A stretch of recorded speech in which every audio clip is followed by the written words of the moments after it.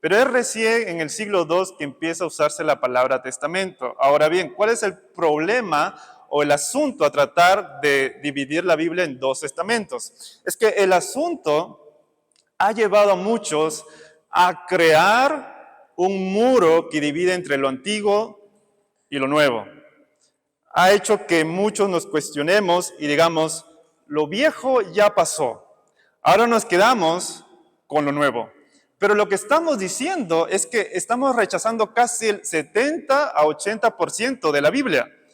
Y es por eso que hoy en día no es común que en los púlpitos o en la escuela dominical se predique de Levítico, o se predique de Crónicas, o se predique por todo un año de manera sistemática el libro de Salmos. No, no es común ni popular.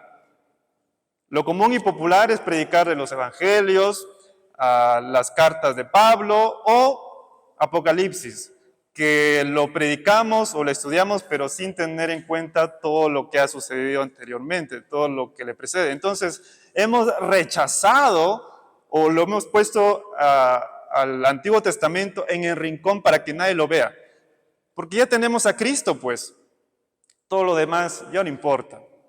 Otro asunto también es que al crear una división entre lo antiguo y lo nuevo, ha hecho de que podamos decir, bueno, las leyes ceremoniales ya no importan.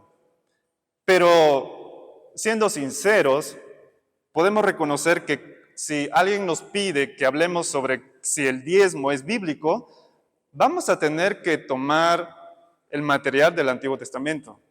Hay una ausencia en el Nuevo Testamento. ¿Ahora significa que el Nuevo Testamento rechaza el diezmo? No, es que la Biblia es un solo libro. No deberíamos partirlo en dos. Es solo un libro. Ahora, algunos argumentos que creo yo que han llevado a dividir la Biblia en dos testamentos es que primero se menciona que hay un espacio largo entre Malaquías y Mateo. Al pensar en dos testamentos, una palabra popular que se ha hecho es el periodo intertestamentario, porque está diciendo que hay un periodo de silencio de casi 4 siglos donde Dios no ha revelado algo escritural. Pero hay otros periodos de silencio también donde Dios no ha revelado escritura o canon. Por ejemplo, pensemos en el tiempo de cuando el rey Salomón muere.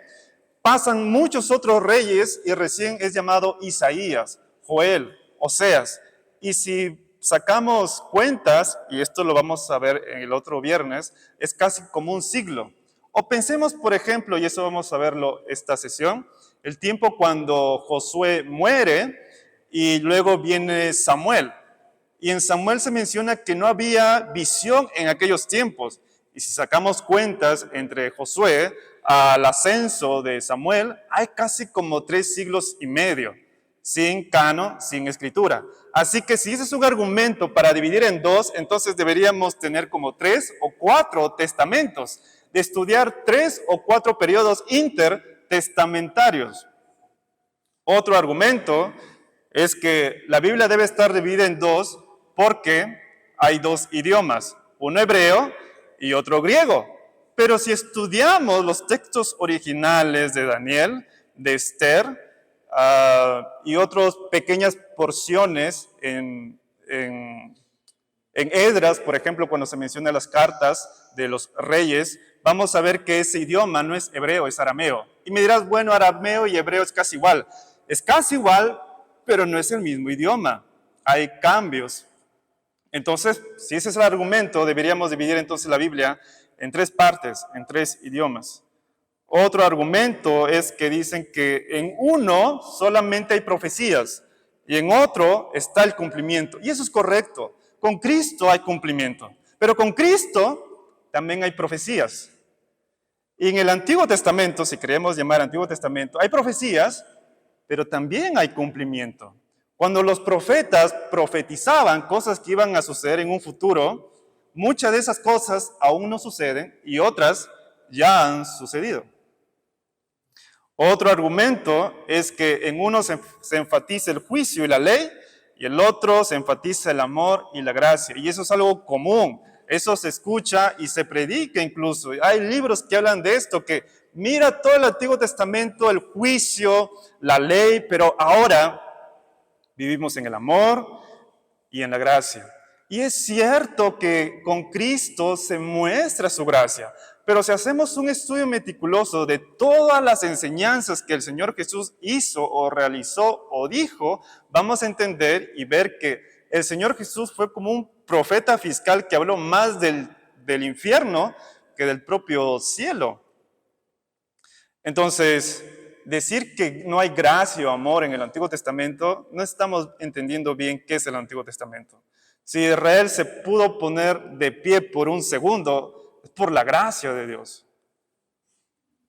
Y por último, también hay algunos que dicen que las prácticas ceremoniales se eliminan y se crean nuevas.